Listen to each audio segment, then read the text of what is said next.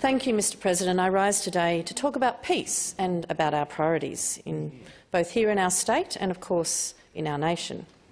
At least $2 billion was just squandered on the now scrapped French submarine program here in South Australia. It's unbelievable to see the scrapping of this program, the wastage of billions of dollars of people's work and effort and time, spun as something positive.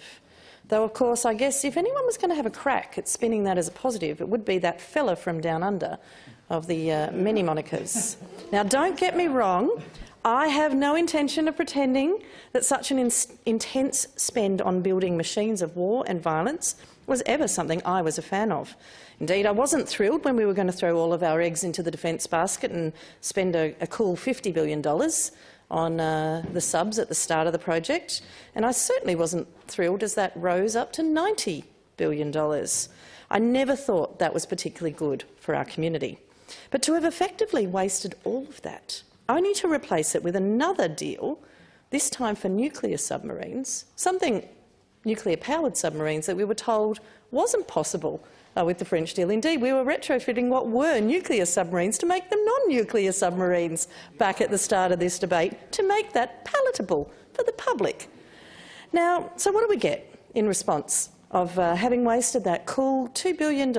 And that's putting it mildly. We know that the figure is probably far larger than that. Well, we've increased international tension.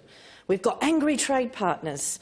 And we've got a backdoor through which the nuclear industry can now sneak through into our state, not to mention all of the local jobs that are thrown into uncertainty and jeopardy. I cannot help but stand here and reflect that yesterday, the 21st of September, marked World Peace Day. This is a day that emerged from the horrors of World War II, where countries made a commitment to the principle of world peace. The day recognises that peace is found through fostering connections between people and between nations, and in putting in the effort to understand each other. I therefore find it pretty jarring that this day, juxtaposed against last weekend in Australia and international politics, was where the Morrison government has steadfastly just done the opposite. In announcing the purchase of nuclear-powered submarines, the government did much more than just tear up a $90 billion contract with the French government. Such announcements come at a bigger price. And I don't just mean those additional billions of dollars it will cost to build those nuclear submarines, and we know that that price is probably going to go up, but the AUKUS partnership comes at a price. And that is the potential for escalation of violence this deal invokes. And it makes Australians less safe. It aggravates already tense relationships with China, and it creates new tensions internationally. It comes with a price of driving further wedges between Australia and our neighbours. And I want us to consider the words of Felicity Gray, who, among other things, is writing her PhD on non-violent conflict resolution. And in her response to last year's Defence Strategic Update stated, quote, "There is no evidence that shows having a bigger and better defence arsenal actually deters violence or creates peace. In fact, there is lots of evidence to the contrary." I'm proud to be a member of the Greens and have one of our 4 core pillars as peace and non-violence. We should be and could be doing better as a nation to pursue peace and engage in, rather than engage in further warmongering. And if you want your region, and I want our region, to be safe and peaceful, you don't invest in these machines of war. You do communicate with your neighbours.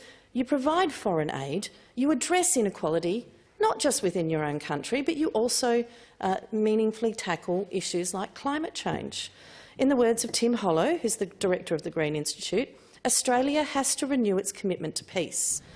In a world of nuclear-armed militaries fronting up across the South China Sea, in a world increasingly destabilised by climate disruption, in a world of pandemics, we need the deepest possible commitment to cooperation and respect. Surely we've got to be thinking, what else could we have done with this money?